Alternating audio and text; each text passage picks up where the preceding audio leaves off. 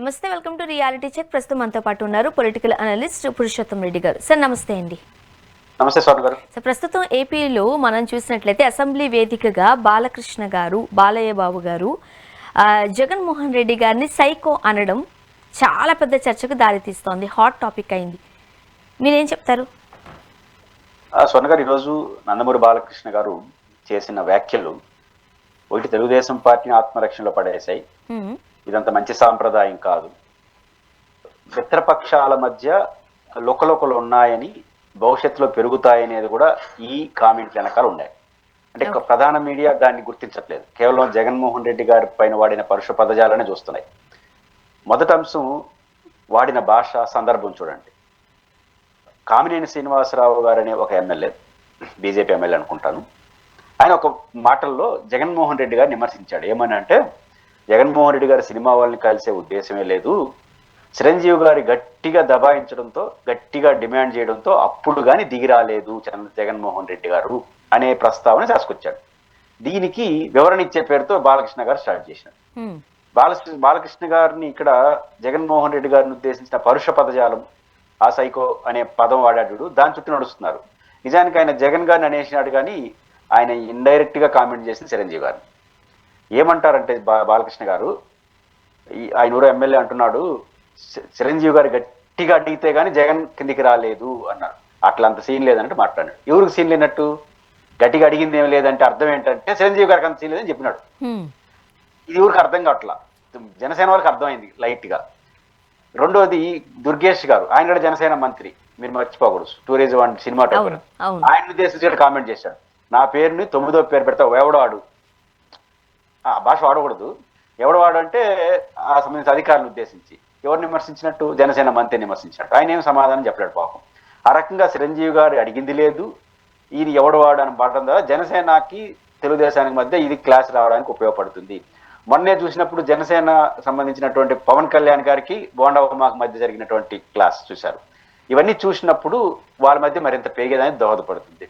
ఇది బాలకృష్ణ గారికి సంబంధించిన విషయం. రెండవది, సందర్భం లేదు జగన్ గారిని ఆయన విమర్శించడంలో.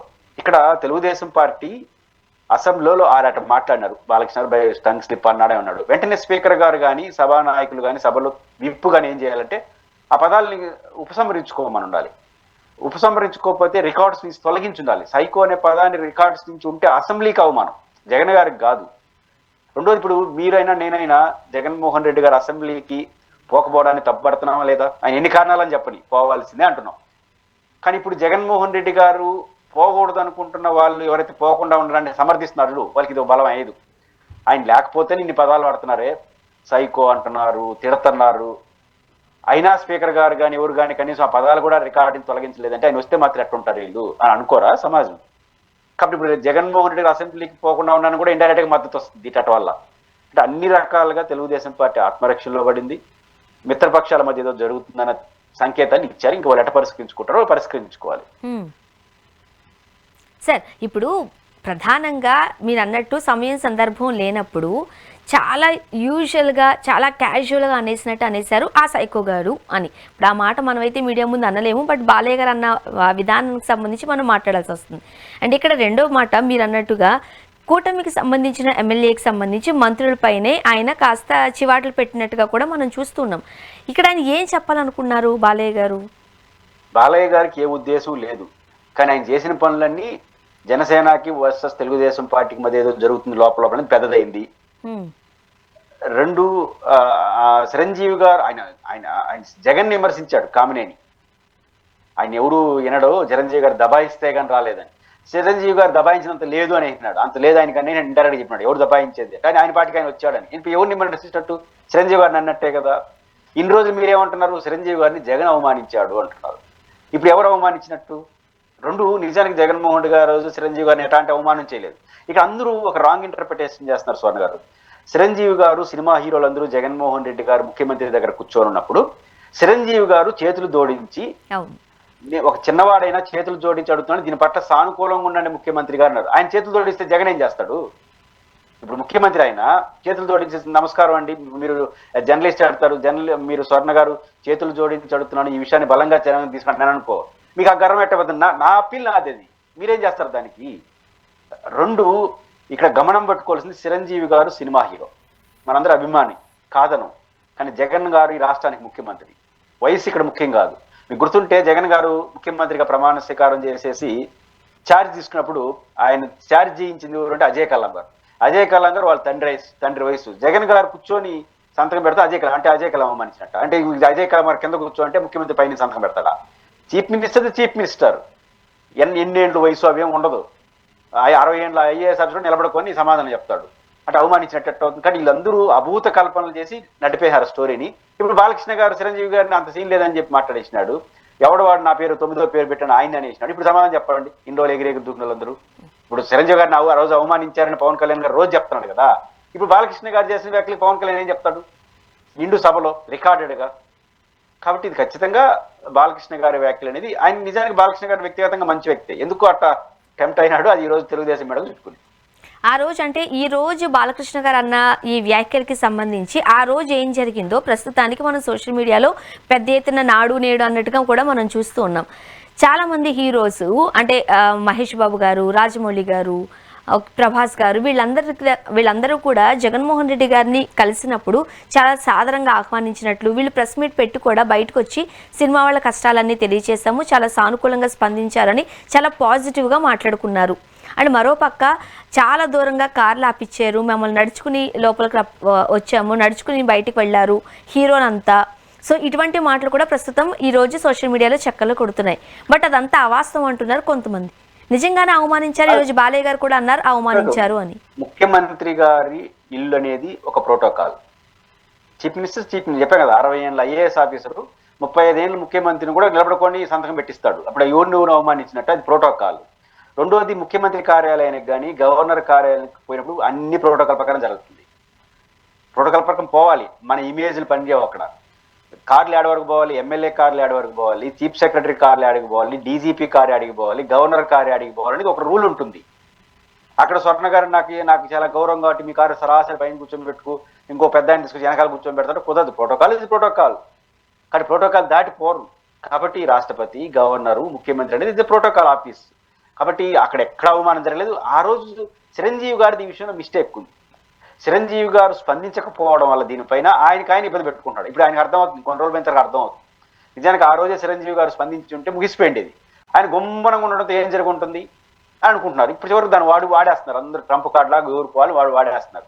ఇప్పుడు అసెంబ్లీలో ఆయన మాట్లాడినాడు. ఇప్పుడు వైసీపీ వాళ్ళు అంటారు, మీ అన్నని డైరెక్ట్గా అసెంబ్లీలో అవమానిస్తే బాలకృష్ణ నువ్వేం చేస్తున్నావు ఇంకా ఆయన చెప్తారు. ఇప్పుడు అనుభవించాల్సిందే. ఎందుకంటే గతంలో లేని దాన్ని మీరు చెప్పిన తర్వాత ఇప్పుడు ఉన్నదాన్ని ఎందుకు ఒప్పుకుంటారు? ఇక్కడ ఖచ్చితంగా బాలకృష్ణ గారి వ్యాఖ్యలు అనవసరమైనటివి. ఆయన అనవసరంగా మాట్లాడాడు. కనీసం ప్రభుత్వం చేయాల్సింది రేపైనా దాన్ని రికార్డ్ నుంచి తొలగించకపోతే జగన్ గారికి వచ్చిన నష్టమేం లేదు, ప్రభుత్వానికి కానీ వ్యవస్థకు కానీ అగౌరవంగా ఉంటుందని గుర్తించాలి. అండ్ మరీ ముఖ్యంగా ఆ రోజు అంటే ఆ సందర్భాలలో పలుసార్లు చిరంజీవి గారు సురేఖ గారితో కలిసి వాళ్ళ ఇంటికి వెళ్ళడం, భారతి గారు జగన్మోహన్ రెడ్డి గారు ఇద్దరు కలిసి వాళ్ళని ఆహ్వానించడం ఇప్పుడు మనం చూస్తూ ఉన్నాం. ఇప్పుడు సోషల్ మీడియాలో అవే హైప్ అవుతూ ఉన్నాయి. సో ఒకరికొకరు శాల్వాలు కప్పుకున్నారు, భోజనం చేశారు, చాలా సాధారణంగా ప్రేమతో మాట్లాడుకున్నారు. నా సోదరుడు చిరంజీవి అని జగన్మోహన్ రెడ్డి గారు అనడం, ఇవన్నీ చూసినప్పుడు అంటే అప్పుడు అధికారంలో ఉన్నప్పుడు చిరంజీవి గారికి జగన్మోహన్ రెడ్డి గారికి వీళ్ళిద్దరికి మంచి సంబంధం ఉందని మనం అనుకోవచ్చు. బట్ ఈ రోజు ఎందుకు అవమానించారు, ఇంత ఇబ్బంది పెట్టారు సినిమా వాళ్ళను, ఎందుకు ఈ రకంగా మాట్లాడుతున్నారు? ఇప్పుడు ఎవరు అవమానించారు? కొన్ని సందర్భాల్లో నిజం గడప దాటే లోపల అబద్ధం మొత్తం చుట్టేసి వచ్చేస్తుందంట. అట్లా జగన్మోహన్ రెడ్డి గారు చెందిన అబద్ధాన్ని చుట్టించేసినారు, సమాజం నమ్మింది. బట్ ఈరోజు నిజం చాలా శాశ్వతంగా ఉంటుంది. కాబట్టి ఈరోజు బాలకృష్ణ గారు ఇట్లా మాట్లాడడం వల్ల చిరంజీవి గారి గతంలో జగన్ ఏం చేశారని రెండు పోల్చుకునేస్తారు కదా. కాబట్టి మనం విపరీత పోకడలకు వెళ్ళి ఆ రోజుకి అది పనిచేస్తుంది కదా వాడేద్దాం అనుకుంటే కొన్ని రోజులు బాగానే ఉంటుంది.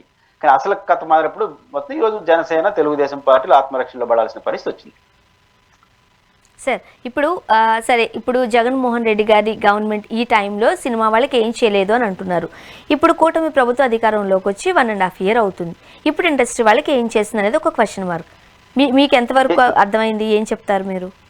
చేశారుగా, ఓజీ సినిమాకి 1000 రూపాయలు టికెట్ పెంచారు, బాగా పెంచారు కదా. కాబట్టి అంటే అది ఒకటి చేశారు వాళ్ళు ఈ కాలంలో. కాబట్టి ఇది అదే చెప్పుకుంటున్నారు వాళ్ళు. అంటే సినిమా ఏం చేయాలన్నా ఒక శాశ్వతంగా చేయాలి, హడావుడి చేయాలి. జగన్మోహన్ రెడ్డి కూడా ఒక ప్రయత్నం చేసినారు. సినిమా టికెట్లు స్ట్రీమ్ లైన్ చేయడం కానీ, ఆన్లైన్లో అంటే ఆయన ఒక అడ్మినిస్ట్రేషన్ ఎంత తీసుకొని ఇప్పుడు ఉదాహరణకు సినిమా టికెట్లు పెంచుకోవచ్చు, బట్ మీరు ఎంత బడ్జెట్ చెప్పను. ఎందుకంటే ఎక్కువ బడ్జెట్ సినిమాలు తీస్తారు, పైరవీసీ వచ్చేసి వాళ్ళు నష్టపోతున్నారు, స్టార్టింగ్ లో ₹4 సంపాదించుకోవడం కోసం అడిగారు. దానికి ఆయన ఏం చెప్పినాడు, 500 కోట్ల సినిమానా 100 కోట్ల సినిమానా మీరు లెక్క చెప్తే దానికి అనుగుణంగా పెంచుకునే దానికి అవకాశం ఇస్తాను. దానివల్ల ఏమవుతుంది, ఈ ట్యాక్స్ ఎగవేత ఆగిపోతుంది. 100 కోట్లు పెట్టి బడ్జెట్ అనుకో, ట్యాక్స్ కట్టాలిగా. కాబట్టి ట్యాక్స్ వస్తే ప్రభుత్వానికి ఆదాయం కదా, ప్రభుత్వానికి కోసం ప్రజలకే మంచిది కదా, అకౌంటబిలిటీ వస్తుంది కదా. కాబట్టి ఇవన్నీ దృష్టిలో పెట్టుకుని ఆయన చేసినాడు. సినిమా ఫీల్డ్ లో అభివృద్ధి చెందడానికి మన హైదరాబాద్ ఒక అడ్వాంటేజ్ అయితే, డిసడ్వాంటేజ్ కూడా అదే. ఇప్పుడు ఆంధ్రప్రదేశ్లో అట్టడిది లేదు కదా, కొంచెం మెల్లిగా వస్తుంది. జగన్ గారు కూడా అది కూడా చెప్పారు, ఆంధ్రప్రదేశ్ సినిమాలు తీస్తే కొంత ఎక్కువ నేను ప్రోత్సాహాలు ఇస్తాను, ఇవి కూడా మాట్లాడారు. విశాఖపట్నంలో స్టూడియోస్ కట్టడానికి స్థలాలు ఇస్తాను, ఆ మార్గంలో వెళ్ళి ఖచ్చితంగా ఒక మంచి ప్రయత్నం చేస్తే చేయొచ్చు. ఈ ప్రభుత్వం ఎప్పుడు చేస్తుందో చూద్దాం. అండ్ మరొక టాపిక్, మండలిలో ఒక ఎమ్మెల్సీ కుప్పం ఎమ్మెల్యే చంద్రబాబు నాయుడు గారు అనడం పెద్ద దుమారం రేపుతోంది. ఈ వ్యాఖ్యల పట్ల మీ అభిప్రాయం ఏంటి? కుప్పం ఎమ్మెల్యే చంద్రబాబు అనే సంబోధన రమేష్ యాదవ్ గారు కడప జిల్లాకు సంబంధించిన ఎమ్మెల్సీ సంబోధించాడు. ఇది వైసీపీ వ్యూహాత్మకంగానే చేసింది. ఇక్కడ ఆయన చేసింది కరెక్టా తప్ప నేనేం సమర్థించను, కానీ ఇది తెలుగుదేశం పార్టీ స్వయంకృతాపరాధం అంటారు. మీరు అనొచ్చు అది వాడంటే వీళ్ళకేం స్వయంకృతాపరాధం, రోజు పులివెందుల ఎమ్మెల్యే అంతా వాళ్ళు కౌంటర్ వేయకున్నట్టు ఉంటారు. జగన్మోహన్ రెడ్డి గారు మాజీ చీఫ్ మినిస్టర్. ఒకవేళ మాజీ చీఫ్ మినిస్టర్ అనేది ప్రోటోకాల్లో అసెంబ్లీలో లేకపోవచ్చు, కానీ శాసనసభ పక్ష నాయకుడు కదా, 11 మంది ఎమ్మెల్యేలకు పక్ష నాయకుడు. ఇద్దరున్నాడు శాసనసభ పక్ష నాయకుడు అవుతాడు. శాసనసభ పక్ష నాయకుని పట్టుకొని పులివెందుల ఎమ్మెల్యే ఈయన కుప్పం ఎమ్మెల్యే కాకపోతే మంత్రి ఎట్ట అవుతాడు, ముఖ్యమంత్రి ఎట్ట అవుతాడు. అయితే ఆఫ్టర్ ఆల్ పులివెందుల ఎమ్మెల్యే. మన హోంమంత్రి గారు అయితే ఆయనకి రెగ్యులర్ అది ప్రాసెస్, ఒక వాడుక భాషలాగా మార్చుకునేశాడు. ఆఫ్టర్ ఆల్ పులివెందుల ఎమ్మెల్యే 2 రోజులు చూసినారు, 3 రోజులు చూసినారు, ఇదేదో మారేట్టుగా ఉంది వ్యవహారం అనేసి డైరెక్ట్ గా రమ్మణ కుప్పం ఎమ్మెల్యే అంటున్నారు. తప్పే, అది కూడా అనవసరం. బట్ ఇప్పుడు ఏమని అడుగుతుంది తెలుగుదేశం పార్టీ, ఒక సభానాయకుని పట్టుకుని ఎట్ట అంటారు అంటున్నాడు. మా పార్టీ నాయకుడు మాజీ ముఖ్యమంత్రి నువ్వు ఎట్ట అంటావు వాళ్ళు అంటారు. ఎవడు ఈ పంచాయతీని తెలిసేది? కాబట్టి వైఎస్ఆర్ కాంగ్రెస్ పార్టీ వాళ్ళ నాయకుడు అన్నదానికి కౌంటర్ ఆర్గ్యుమెంట్ ఇది. ఇంకా ఏదేదో చెప్పారు, ఒక మాజీ ముఖ్యమంత్రిని పట్టుకుని అట్ట అంటారా, ఒక గౌరవప్రద ఎమ్మెల్యే 40% ఓట్లు ఉన్నాయి, ఇవేమి వినలా తెలుగుదేశం పార్టీ వాళ్ళ మాట్లాడారు. ఇది బాగుంటుందని ఈ లైన్ వాడారు. ఇంకా రేపటి నుంచి ఏం చేస్తారో చూడాలి. వాళ్ళు ఎన్ని రోజులు ఆఫ్టర్ ఆల్ పులివెందులు అంటారో, వీళ్ళు కూడా కుప్పం ఎమ్మెల్యే అని అంటారు. అది కరెక్ట్ అయినప్పుడు ఇది కూడా కరెక్ట్ అవుతుంది. అంటే రెండు అనవసరం. దీని మొదటి ఉత్తరాలు చేసుకోవాల్సింది అధికార పార్టీ. అదే అంటున్నాను, విపరీత పోకళ్ళకి వెళ్తే ఏడాడికో పోతుంది వ్యవహారం, ఏడన మొదలు ఏడన పోతుంది. కాబట్టి తెలుగుదేశం పార్టీ వాళ్ళు ఆయన ఆప్రాల పులివెందుల ఎమ్మెల్యేని సవాలన్నాడు, అది ముఖ్యమంత్రిని ఉద్దేశించి, అది అనవసరం సభానాయకుడు. కానీ ఒక పార్టీ ఫ్లోర్ లీడర్ని లేదా మాజీ ముఖ్యమంత్రిని పట్టుకుని ఆప్రాల పులివెందులు అమ్మని ఏ సభానాయకుడు చెప్పినాడు? కరెక్ట్ కాదు కదా. కాబట్టి తెలుగుదేశం పార్టీ వాళ్ళు ఇట్లాంటి వాడకూడదు, వీళ్ళు కూడా సమరించుకోవాలి. వాళ్ళు వాడకపోతే, ఇప్పుడు మనం వైసీపీలో సలహా ఇచ్చాం అనుకో, మా నాయకుని అంటే మీరు సమర్థిస్తారా అంటారు. కాబట్టి ఇది తెలుగుదేశం పార్టీ స్వయంకృతాపరాధం. బాగుంది డైలాగు, ఆఫ్టర్ ఆల్ పులివెందులం అంటే 2 రోజులు బాగానే ఉంటుంది, 3 రోజులు అంటే మనగడ ఊరికి ఐడియా ఆయనకు వచ్చింది రమేష్ యాదవ్ గారు, ఇదేదో బాగుందని స్టార్ట్ చేసినాడు. ఇంకా అందరూ అదే అనుకుంటారు. సరే, ఇప్పుడు చట్టసభల్లో మనం మాట్లాడుకునే వాడుక భాషలో మాట్లాడకూడదు. సాధారణంగానే పదవి బట్టి కాదు కానీ మనుషులకు గౌరవ మర్యాదలు ఇచ్చిపుచ్చుకునేవారు ఒక టైంలో. ఇప్పుడు చట్టసభలు లేవు, బయట లేవు, ఎవరికి నచ్చినట్టు వాళ్ళు మాట్లాడేసుకుంటున్నారు అంతే. ఇప్పటికీ కూడా మనం జగన్మోహన్ రెడ్డి గారు అంటే మాజీ ముఖ్యమంత్రి వర్యులు అంటారు. కంప్లీట్గా చెప్పాలి అంటే ఆ భాష ఉపయోగించాల్సిందే. బట్ అదంతా పోయి చట్టసభల్లో సైకో అంటారు, నాన్ సెన్స్ అన్న మాటలు వస్తాయి. ఇంకా లేదు అని అంటే ఇక్కడ అధికారంలో ఉన్నామా ప్రతిపక్షంలో ఉన్నామా సంబంధం లేకుండా ఎవరికి నచ్చినట్లు వ్యక్తిగత దూషణకు వెళ్ళడం నువ్వు అదక వస్తుంది. ఇది మంచిదేనా మన రాజకీయాలకు? నోరు మంచిదైతే ఊరు మంచిది అనేది ఒక మంచి సామెత సొసైటీలో. మన నోరు మంచిదైతే ఊరంతా మనతో మంచిగా ఉంటుంది అనేది ఒకటి. రెండోది స్వర్ణ గారు, బేసిక్గా ఒకరు అభ్యంతరకర భాష వాడితే తర్వాత విచక్షణ ఉండదు అంటాను. ఇప్పుడు ఎట్లుంటుందంటే, ఇప్పుడు నేను డిబేట్ చేస్తున్నాను, మీరు నన్ను పురుషోత్తం గారు అంటే నేను కూడా స్వర్ణ గారు అంటాను. మీరు అరే అన్నారనుకోండి, మీరేమంటారంటే అరే అంటే మీరు కూడా అట్లనే నన్ను అంటారు. మీ చేతిలో ఉండదు, మళ్ళీ నా ఓపిక నేనేమన్నా అంటాను, అంతే కదా. మనం నోరు జారిన తర్వాత పక్కనోడు నేను ఒరే అన్నాను కాబట్టి నన్ను కూడా ఒరేయాను అని మళ్ళీ మీ చేతిలో ఉండదు. అది మీరు అనకూడదు ఫస్ట్. అట్లా అనేసిన తర్వాత అంతే అంటే నా ఓపిక ఎంత ఉంటే అంత. ఇట్లుంటుంది సమాజం ఎప్పుడు కూడా. ముఖ్యంగా మేము ఆఫ్టర్ ఆల్ పులివెందులమ్మ, నువ్వు కూడా ఆఫ్టర్ ఆల్ కుప్పం అంటే అనకూడదు, ఇంకోటి అంటారు. ఇప్పుడు బాలకృష్ణ గారు సైకో అన్నారు, మీరు నన్ను సైకో అన్నారంటే కుదరదు, వాళ్ళు ఇంకోటి అంటారు. కాబట్టి ఎప్పుడు కూడా నోరు జారకూడదు. జారిన తర్వాత ఎవరు ఎంత దూరం పోతుందనేది మన చేతిలో ఉండదు. ఇప్పుడు అదే రాష్ట్రం జరుగుతుంది. రాష్ట్రంలో ప్రధానంగా ఈ రోగానికి ప్రధాన కారణం ఏంటంటే తెలుగుదేశం, వైఎస్ఆర్ కాంగ్రెస్ పార్టీ, అండ్ జనసేన మధ్య రాజకీయ ఆ, ఏమంటారు, రాజకీయ ప్రత్యర్థులుగా ఉండాల్సిన పార్టీలు రాజకీయ శత్రువులుగా మారిపోయినారు. ఇవన్నీ రాజకీయ ప్రత్యర్థులే, కానీ రాజకీయ శత్రువులుగా మారిపోయారు. శత్రుత్వానికి ప్రత్యర్థికి ఉన్న తేడా అది. ఆ శత్రుత్వం నుంచి ప్రత్యర్థిగా వరకు ఈ పార్టీలు వస్తే తప్ప ఈ పరిస్థితి మారదు. ఇంక వాళ్ళు ఓపిక తర్వాత జనాన్ని కూడా ఓపిక నశించిపోతే అప్పుడు వీళ్ళు సమరించుకుంటారు. అంటే ప్రాక్టికల్గా చిన్నపిల్లలకు కూడా, చదువుకునే పిల్లలకు కూడా తెలుసు 5 ఏళ్ళు మాత్రమే నీ పవర్, ఆ తర్వాత ఎవరు వస్తారో ఎవరేమవుతారో కూడా ఎవరికీ తెలియదు. ఇది తలపండిన రాజకీయ నేతలకు, రాజకీయ నాయకులకు బాగా తెలుసు. అయినప్పటికీ 5 ఏళ్లలే జీవిత కాలం అనుకుంటూ ఇలా దాడులు, ప్రతిదాడులు, మాటల ద్వారా మాట్లాడుకోవడాలు, విరుచుకోవడాలు, ఇటువంటిది ఫ్యూచర్ జనరేషన్కి ఏంటి, రాజకీయాలకి ఏం చెప్తున్నారు? సోన గారు, బేసిక్గా డబ్బుకి అధికారానికి క్యారెక్టర్ ఉంది. దానికి చాలా ప్రమాదకరమైన రెండు. దీన్ని జయించిన వాడు భగవంతుడు. భగవంతుడు లాంటి వాడు. డబ్బు గురించి, పెట్టుబడి గురించి కార్ల్ మార్క్స్ ఒక మాట అంటాడు. 100% ఆదాయం లాభాలు వచ్చేటువంటి ఈ క్యాపిటల్ అనేది, డబ్బు అనేది అవినీతిని ప్రోత్సహిస్తుందంట. 100% లాభాలు ఇస్తాను అంటే కరప్షన్ చేస్తుందంట. 150% లాభాలు వస్తుందంటే వ్యభిచారాన్ని కూడా ప్రోత్సహిస్తుందంట. 200% ఆదాయం వస్తుందంటే యజమాని కూడా చంపేస్తుందంట. అంటే డబ్బుకి ఏమి లాభం, ఆదాయం తప్ప పర్సంటేజ్ పెరగతంటే ఎంతకన్నా దాని కంట్రోల్ కాదు అంటాడు కార్ల్ మార్క్స్. కాబట్టి ఆ డబ్బెట్లో ఈ అధికారం అట్టే. అధికారం రాకముందు మీరు ఎవరైనా ఇంటర్వ్యూ చేయండి. ఇప్పుడు తెలుగుదేశం పార్టీ వాళ్ళతో మీరు గత 5 ఏళ్ళ ఇంటర్వ్యూ చేస్తుంటారు, ఎంత బాగా మాట్లాడుంటారు. ఇప్పుడు కనీసం ఫోన్ చేయండి, లిఫ్ట్ చేస్తారేమో. ఇప్పుడు వైసీపీ వాళ్ళు అందరూ మీతో మాట్లాడుతున్నారు కదా, అమ్మ తల్లి అని. వీళ్ళకి రేపు అధికారంకి వచ్చిన తర్వాత ఇట్లా మాట్లాడు. నేను రెండు చూసా. కాబట్టి ఈ పవర్ అనేది చాలా దుర్మార్గమైంది. ఆ పవర్ని జయించిన వాడు దేవుడు. రాజశేఖర రెడ్డి గారు దేవుడికి ఎందుకు మారినంటే ఆయన పవర్ని జయించాడు. చాలా మంది పవర్లో కూరుకుపోయినారు. ఈ పవర్ అనేది అత్యంత ప్రమాదకరమైంది. ఆ పవర్లో మీరు 5 ఏళ్ళు అంటున్నారు, ఒక్కరోజున అట్లే బిహేవ్ చేస్తారు. అది పంచాయతీ. మీరు 5 ఏళ్ళు అంటే 5 ఏళ్ళు తక్కువే కదా మీరు అంటారు. వ్యక్తిగత జీవితంలో 5 ఏళ్ళు చాలా చిన్నదే. కానీ ఒక్కరోజు పదవి వచ్చినప్పుడు వాడు ఇనేట్ కదా చెప్పిన మాట. కాబట్టి 90% పొలిటీషియన్స్ అందరూ కూడా పవర్ని అట్లే చూస్తున్నారు. దాన్ని జయించిన వాళ్ళు గొప్ప వాళ్ళు అవుతారు. మనం చేయగలిగింది ఏం లేదు. ఆ పవర్ని ఎవడో జయించడం మనం చూడాలి. ఆ పవర్ కూడా మహత్యం అట్లాంటి. ఓకే, ఇవన్నీ ఒక పక్క జరుగుతుంటుంటే ఏపీలో మరో పక్క 175 నియోజకవర్గాలలోని ఇన్ఛార్జెస్తో జగన్మోహన్ రెడ్డి గారు మీట్ అవ్వడం, వాళ్ళతో మాట్లాడడం, సమన్వయపరచడం ఎలా చూడాలి? జగన్మోహన్ రెడ్డి గారు ద్విముఖ వ్యూహంతో పార్టీని సన్నద్ధం చేస్తున్నాడు. ఒకటి, పార్టీకి ఉన్న ప్రధాన రోగం ఏంటంటే కేడర్కి బాస్కి మధ్య గ్యాప్ ఉంది. చాలా అసంతృప్తి ఉంది కేడర్లో. 2, ఎన్నికల నాటికి సిద్ధపడిపోవడం. ఎన్నికలకి పార్టీని సిద్ధం చేయడం. రేపే ఎన్నికలు జరుగుతాయనంటే సిద్ధం చేస్తున్నాడు. 2 ఇయర్లీ కాదా అండి ఇది? 2 ఇయర్లీ అని మనం అనుకుంటున్నాం. ఆయన మొత్తం ఎన్నికల సిద్ధం అంటే ఈ రోజు నుంచి రెడీ అయితే కదా అనుకుంటాడు. కాబట్టి పార్టీని ఎన్నికలకు 3కి రెడీ చేస్తున్నాడు. ఎన్నికల 3 అంటే అన్ని కమిటీలు వేయడం చేస్తున్నాడు. రెండోది, పార్టీని సన్నాద్ధం చేస్తున్నాడు, ఉరుకులు పరికలు ఎత్తిస్తున్నాడు. అది ఏంటంటే పరిగెత్తిస్తున్నాడు. అంటే మన మెడికల్ కాలేజ్ ఉంది, ఒక్కో చోట 2000 మంది, 1000 మంది, 10,000 మంది కూడా వచ్చారట ఒక చోట. అంటే ప్రతిపక్షమా ఇది ఇంకేంటని అనుకుంటారు. చాలా కార్యక్రమాలు భయపడిపోతున్నారు కేడర్. ఎప్పుడు జగన్మోహన్ ప్రెస్ మీట్ పెడితే ఏం పిలిపిస్తాడు, ఇది చేయాలి కదా రోజు. ప్రతిపక్ష అధికారం ఉంటే అధికార దర్పం ఉంటుంది. ఇప్పుడు ఊరుంటాడు, డబ్బులు ఖర్చు పెట్టాలి, ఇబ్బంది ఉంటుంది. అంటే పరుగులు ఎత్తిస్తున్నాడు పార్టీని. రెండోది, పార్టీలో ఉన్న బలహీనత ఏదంటే కేడర్కి లీడర్కి మధ్య ఉందో దాన్ని కవర్ చేసేదానికోసం విశ్వ ప్రయత్నం చేస్తున్నాడు. మీకు గుర్తుంటే ఆయన అసెంబ్లీ నియోజకవర్గాల వారిగా కేడర్తో నేరు కలుస్తాడని జనవరి నుంచి అన్నారు. మళ్ళీ జనవరి వచ్చేస్తా ఉంది, కలవట్లే ఇంతవరకు. చాలా మంది ఇది ఆయన మాట మార్చుకుంటున్నాడు అనుకుంటారు. కాదు, ఆయన ప్లాన్గా ఉన్నాడు.